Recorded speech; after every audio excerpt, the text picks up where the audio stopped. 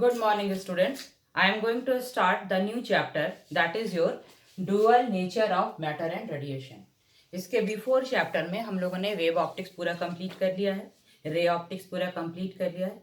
So as you know from your previous topic, जैसा कि आपको मालूम है हम लोगों ने अपने प्रीवियस टॉपिक में किया था कि दो इंपॉर्टेंट कंसेप्ट हम लोगों ने किए. क्या हम लोग एज्यूम करके चल रहे थे इनिशियली, अगर आपने ध्यान दिया होगा कि लाइट को न्यूटन ने पहले कैसे एक्सप्लेन किया था. What he thought about the light, Newton's का कंसेप्ट क्या था regarding the light. The Newton concept was regarding the light that light is a particle nature, है ना. लाइट को हम लोग पार्टिकल नेचर को मान के चल रहे थे एंड इसी पार्टिकल नेचर के बेसिस पर हम लोगों ने दो तीन इंपॉर्टेंट थ्योरीज प्रूव की थी, जो आपका था law of reflection, law of refraction. लेकिन जब यंग्स डबल स्लिट एक्सपेरिमेंट आया तो न्यूटन की corpuscular theory was failed to explain the Young's double slit experiment. It is failed to explain about the diffraction. Newton's की corpuscular theory diffraction के concept को, diffraction की theory को explain properly नहीं कर पाई. उसके बाद हम लोगों ने किसका कंसेप्ट लगाया था आपको पता है. After that we applied the concept of Huygens, जो हम लोगों ने पूरे ही वेव थ्योरी का कंसेप्ट को इसी से पढ़ा. इन हाइगेंस वेव थ्योरी हम लोगों ने क्या पढ़ा कि हाइगेंस ने कहा कि लाइट जो है वो वेव है. ये क्या है? This is a wave. और ये वेव जो है, इसी वेव के बेसिस पे हम लोगों ने रिफ्लेक्शन को भी प्रूव किया. Then we prove the refraction also, we prove the refraction also. Reflection refraction prove किया. इसी थ्योरी के बेसिस पे हम लोगों ने डिफ्रैक्शन प्रूव किया. इसी थ्योरी के बेसिस पे हम लोगों ने फिर इंटरफेरेंस प्रूव किया. और इसी थ्योरी के बेसिस पे हम लोगों ने फिर क्या प्रूव किया, दैट इज योर पोलराइजेशन. यानी ये जो पांचों कंसेप्ट थे, फिर ये सारे के सारे कंसेप्ट हम लोगों ने वेव थ्योरी से प्रूव किए and it was assumed that light is a wave. But in 1905 a new concept come. 1905 में क्या हुआ, एक नया कंसेप्ट डेवलप कर गया. ठीक है. और ये नया कंसेप्ट था आपका, जिस नए कंसेप्ट के लिए अल्बर्ट आइंस्टीन को नोबेल प्राइज मिला. And this new concept is your photo electric effect और फोटो इलेक्ट्रिक करंट. अब फोटो इलेक्ट्रिक इफेक्ट और फोटो इलेक्ट्रिक करंट में फिर एक न्यू प्रॉब्लम क्रिएट कर दी. And the problem is that इस बार हम लोगों ने लाइट को फिर से माना कि अगर फोटो इलेक्ट्रिक इफेक्ट आपको प्रूव करना है, in that condition light is again your particle nature. If light is not a particle nature we can not explain the photo electric effect. यानी फोटो इलेक्ट्रिक इफेक्ट का explanation के लिए आपको light को particle nature का मानना जरूरी हो जाता है. तो अब तक जो हम लोगों ने तीन कंसेप्ट देखे, इनिशियली हमने कहां से स्टार्ट किया था, न्यूटोनियन कंसेप्ट से स्टार्ट किया था. कॉर्पस्कुलर थ्योरी थी. न्यूटन ने कहा कि नहीं, light is a composed by the small corpuscle and these corpuscle behave like as a particle and light is a particle nature. By the help of this particle nature be able to explain the theory of reflection, the rectilinear propagation of light, the theory of refraction. But he failed to explain the theory of interference. After the failing of his theory, the interference, the new concept was adopted by the physicists that was known as to be your Huygens concept, and Huygens has given the new concept that is the concept of wave optics. According to this wave optics, he explained the theory of reflection, the theory of refraction, the theory of diffraction, the theory of interference, the theory of polarization. But in 1905, again a new concept come. That concept is known as to be your concept of polarization and the concept of photoelectric effect. And again the scientist failed to explain the photoelectric effect with the help of this wave theory. So again the new concept come that light is a basically form of particle. So in this chapter we will understand how matter behaves or how radiation, light is a just form of electromagnetic radiation, how radiation behave like as a wave as well as particle. So from here what we will adopt the new concept that light is a wave as well as particle nature also.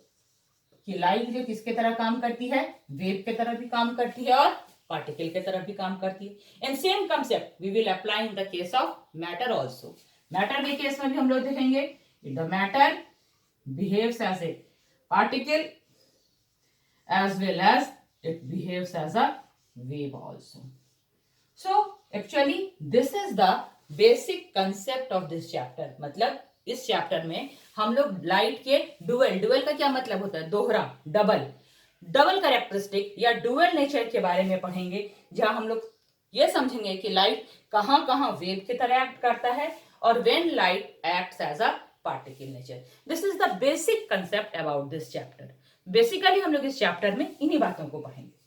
अब आ जाइए, सबसे पहले एक बहुत simple सा concept है जिसको आप, मुझे लगता है कि you know about this and you are familiar about this concept, that is known as to be the emission of electron. What is emission of electron? ये इमिशन ऑफ इलेक्ट्रॉन क्या है? emission of electron, all of you know that if suppose this is a metal surface, what is the characteristic or basic feature of the metal? How you differentiate the metal and non-metal? Metal is having the extra electrons. That extra electron is responsible for the carrying of the, or you can say that the free electrons which is responsible for the carrying of the electricity. metal के पास हमेशा क्या होता है, free electron होता है ना। तो metal के सरफेस पे जो फ्री इलेक्ट्रॉन होता है, they are free to move from one surface to another surface. If we provide sufficient amount of energy, then this electron expel out or come out from the surface of the metal. So this is known as to be simply emission of the electron. Electron का अपने metal surface से eject हो जाना, electron का अपने metal surface से बाहर हो जाना by acquiring a sufficient amount of energy, एक sufficient amount of energy मिलने के बाद, that is known as to be the emission of electron. इसी को हम लोग emission of electron कहते हैं। emission of electron के प्रीवियस में बहुत सारे कंसेप्ट थे, इसके पहले बहुत सारे emission of electron के कंसेप्ट थे जो हम लोगों ने पढ़ रखे थे। वेट,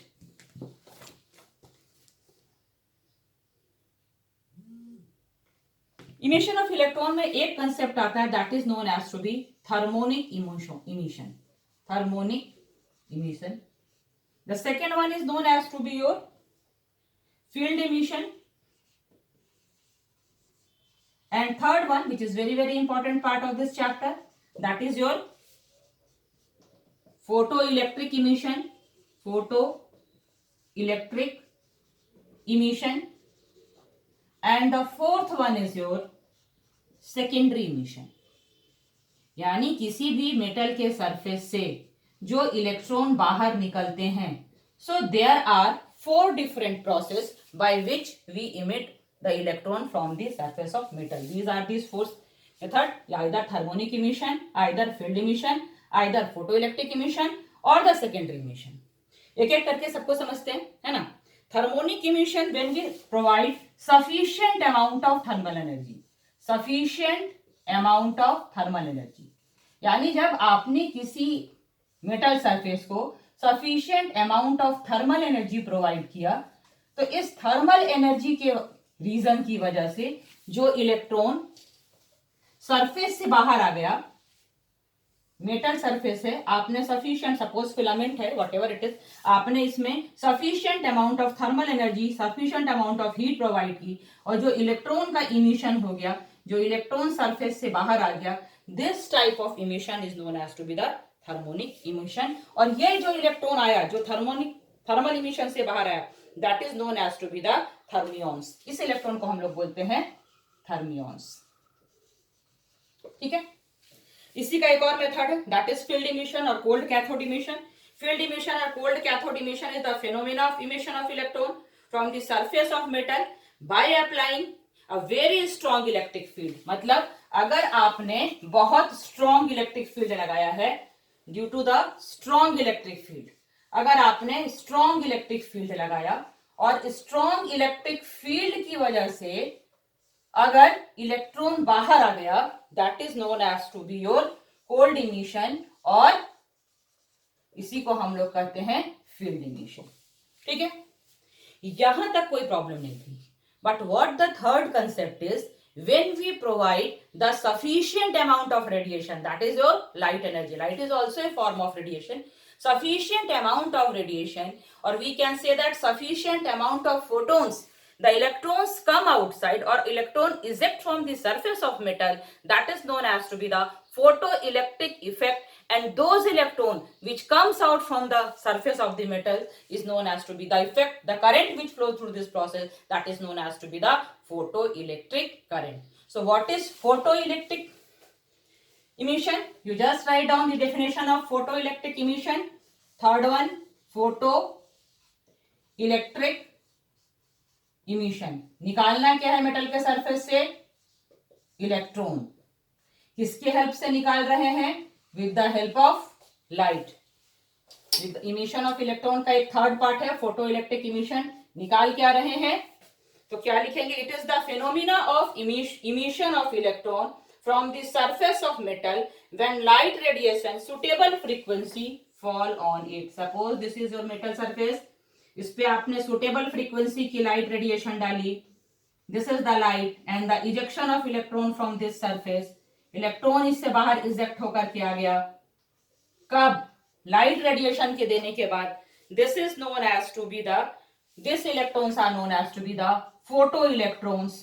और ये इलेक्ट्रॉन, these photoelectrons जो करंट प्रोड्यूस करेगा, that is photoelectric effect.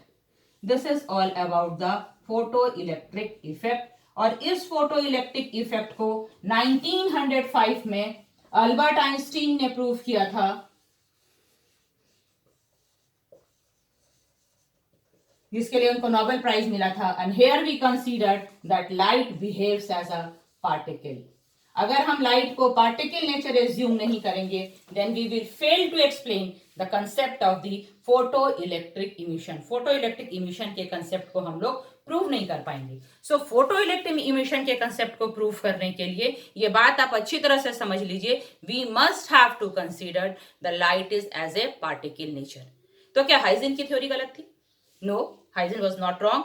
So in the next chapter when we come to the de Broglie's equation in this chapter or the next chapter whatever it is, जब हम de Broglie के equation को देखेंगे, then we can easily understand the light can convert into the light can behave as a particle as well as it can behave as a wave. So that's why light is supposed to be a dual nature, or we can say that light possesses the quality of both as well as the wave nature as well as the particle nature. I think this is clear.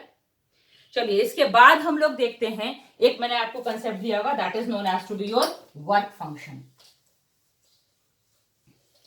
Work function क्या है? What is work function? Give the heading work function. Write down work function. Suppose this is your metal surface. Okay, free electrons are present on this surface. You are providing a light of a frequency, but the electrons are not coming outside.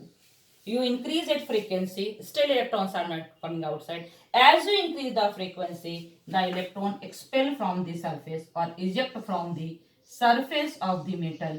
So that frequency or that amount of energy, the minimum amount of energy required to expel an electron, the minimum amount of energy which required to eject an electron from the surface of the metal is known as to be your work function. Work function क्या है? Minimum amount of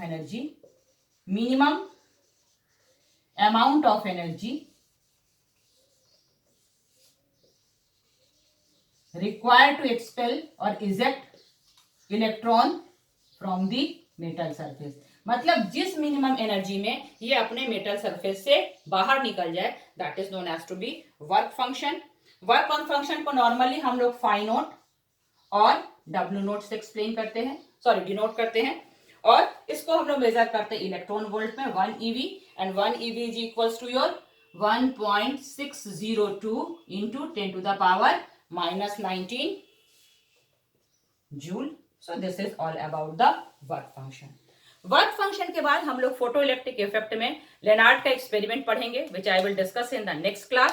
अभी तक आपके लिए मैंने जितना आपको बताया कि लाइट जो है वो बिहेव करता है कैसे, ये आपको समझना है. वेव की तरह कहाँ पे बिहेव करेगा, कहाँ पे पार्टिकल की तरह बिहेव करेगा, what is photo electric current, what is photo electric effect, and what is the work function. In next video lecture we will start it from the Lenard experiment, कि Lenard ने कैसे experiment किया और उसने उस experiment से क्या क्या कंक्लूजन ड्रॉ किए, उस कंक्लूजन के अकॉर्डिंग जो मतलब रफ है कि instantaneous process, photoelectric effect is the instantaneous process. The threshold frequency required, what is threshold frequency? The amount of the maximum amount of frequency, the minimum amount of frequency which we require to expel an electron from the metal surface, that is known as to the threshold frequency. जो threshold frequency है, जिस minimum frequency पे ये metal के surface से बाहर आ जाए, that is known as to be the threshold frequency. और वैसे ही threshold wavelength भी है, तो frequency का reverse होता है wavelength.